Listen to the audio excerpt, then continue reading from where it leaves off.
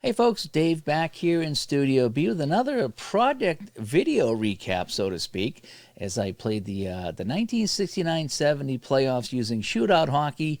I started with the actual matchups and then just went from there with whatever happened. So let's take a look, shall we? So the first series I did was Detroit versus Chicago. Now, in the real life, Chicago won this one. I think they might have even swept. This one, no, different story. Game one got off really well for Chicago, 4-2 win. Empty net goal at the end by Pappen finally put the Red Wings away. A lot of penalties in this game, and that really hurt the Red Wings. Game two in Chicago, this time it was Detroit coming up big. They scored 5 times on Tony Esposito in a rather easy 5-1 win. We headed to Detroit now for Game 3, and this was a nice, easy shutout for Roy Edwards. He only saw 13 shots. I think Chicago only had really 1 or 2 scoring chances, according to the shootout hockey rules.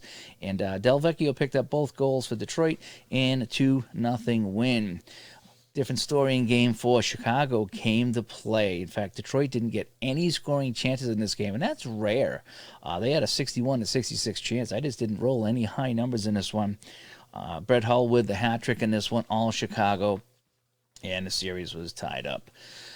We went back to Chicago for pivotal Game 5, and it was Gordie Howe's third period goal that gave Detroit the 3-2 win. Roger Crozier picked up the win for the Red Wings.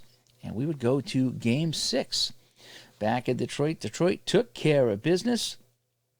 Gordie Howe had a third period goal, and it was Connolly's game winner, though, with about 1:08 to play, that got the Red Wings and Crozier the win. And Red Wings would take this series here 4-2. Minnesota would take on St. Louis. St. Louis, a heavy favorite in this one, and bam, 7-5 right off the bat. We had a very high-scoring game. Not a good game for Maniago or Plant, as St. Louis takes Game 1 in a high-scoring 7-5, and there wasn't even an empty net goal at the end. These are all straight goals. Game 2, more offense from St. Louis, scoring 6 times. This time, Rivard was in net for Minnesota, and they would take a 2-0 series lead with that 6-3 win. Heading back to Minnesota, St. Louis got a stranglehold on the series, a 4-3 win. They took a 4-1 lead into the third period and hung on, and so they would have Minnesota's backs up against the wall. But Minnesota wouldn't go away. They weren't about to lose both games in front of the home crowd. Minnesota, a big 7-3 win in Game 4. Maniago gets the win. Goldsworthy with a couple of goals, and Collins with a couple of goals for the North Stars. That would be all the good news for Minnesota, though. Back in St. Louis, Berenson picked up a pair of goals, and they would win this one 5-1. Wakely was in net, picking up the win for St. Louis. So St. Louis advances, and they won in real life, too.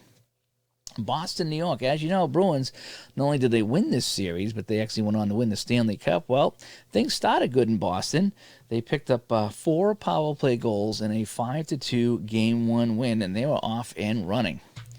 In Game 2, though, boy, they needed some last-minute heroics, and this is where some of my homebrew rules come in, because Westfall tied the game for Boston with 18:35 to play. Then in the last minute of play, Park scored for New York, and it looked like New York was going to win. But I do provide that one extra flip of the card at the end, and that was a goal by Sanderson, if you can believe it. We went into overtime.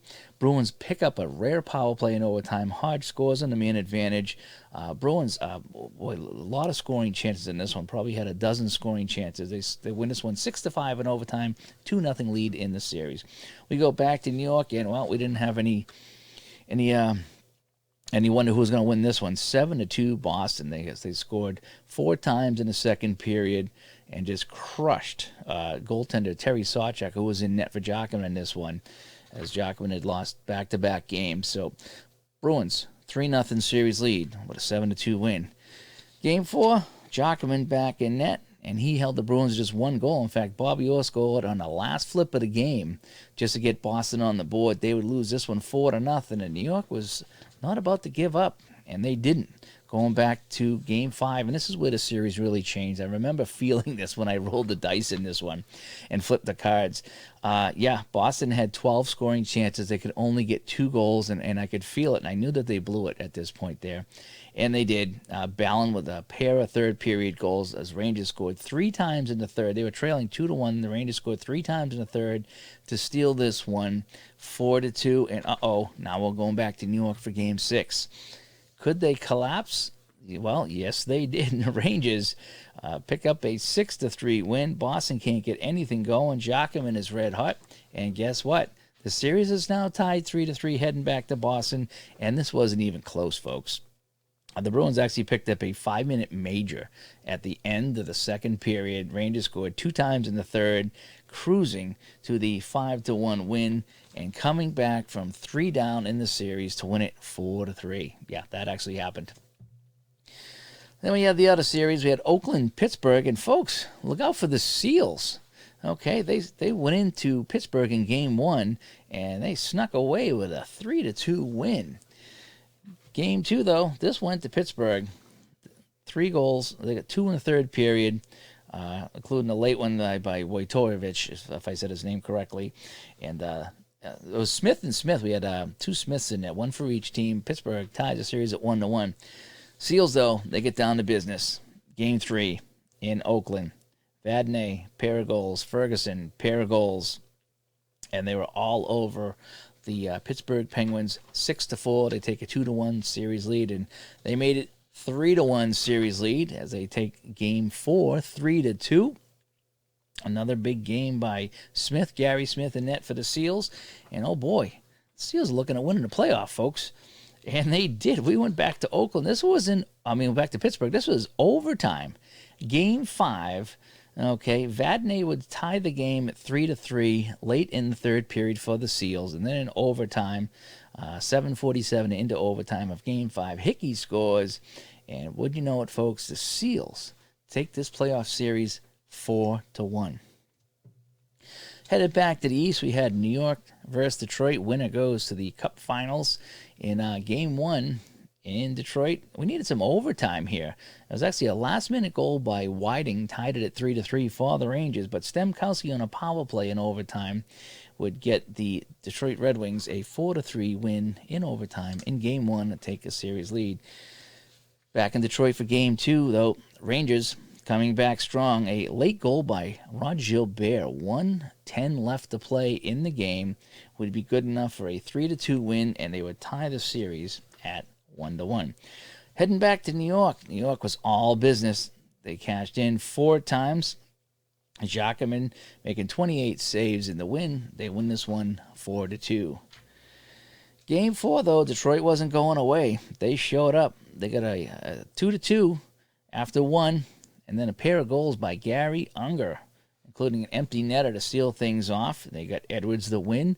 And, folks, our series was tied 2-2 heading back to Detroit. Game 5, all New York.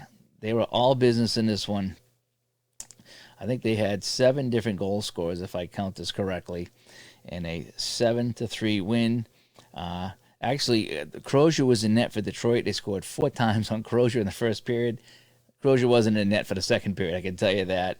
Sawchuk was in net for New York, giving Jacquemin a spell. So both teams started with their backup goalies. One got chased after the first period, and a 7-3 New York win. Heading back to Game 6 in New York, and New York hung on. It was a third period goal by Lemieux. I think it was Real Lemieux, if I'm correctly. They would take care of business here in Game 6, and they would go on to the Cup Finals. And they would play the winner of the Oakland-St. Louis series. Come on. Yeah, this was all St. Louis, as you expected. 3-0 here in Game 1. Game 2 in St. Louis, 5-1. In fact, I'm trying to think if they even had any scoring. Yeah, Oakland in Game 1 in the shutout didn't even have a scoring chance. They could only roll 11 and 12 for scoring chances, so they did pick up a goal here in Game 2. Things got a little bit better at home. They still fell 5-2 at home. We had backups in net, too. We had Wakely in net for St. Louis and Hodge for the Oakland Seals. The Seals did win a game, though. They snuck out a 3-2 win at home with Gary Smith back in the net, so they would force a Game 5 where they hung tough. They really did. They got a third period goal by Ingerfield to cut the lead to 4-3, but McDonald's open net goal in the final minute of play would make it 5-3. So St. Louis would advance, and they would take on the New York Rangers. And boy, we had a terrific series here, folks. Again, this shootout hockey game's a lot of fun. So game one in St. Louis, it was Stewart scoring for the Rangers with 29 seconds left to tie the game. We would go into overtime, and it took 17 minutes, almost 18 minutes of overtime for Gilbert finally scored for the Rangers. And in overtime, the Rangers took game one in St. Louis 4-3. Game two in St. Louis, all Blues. They had 5 different goal scorers in this one. They beat up on poor Eddie Jackman, 41 shots on him, and the series was tied at a game apiece. We go to New York for game 3, and the Rangers, they meant business at home. They were going to show this crowd that they were going to win the cup, and they had a 5-0 win here. Jacquemin, 27 saves in the shutout win, and New York had a series lead.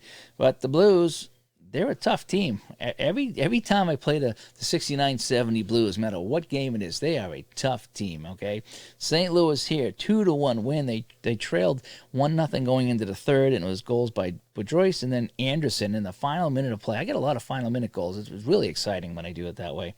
Wakely picks up the win, 2-1. Series is tied 2-2.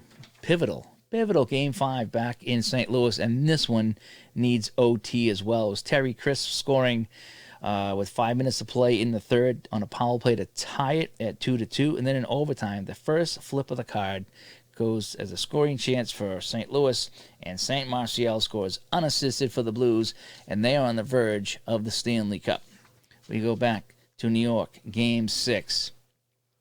Early goal by Talbot as St. Louis up 1-0 as they're looking to put the Rangers away and skate with the cup, which was in the building. Second period goal by Brown tied it at 1, and then it was Rattel, the lone goal of the third period, about midway through, got them the 2-1 win. Jacquemin hung on, making 25 saves, and we need game 7, folks.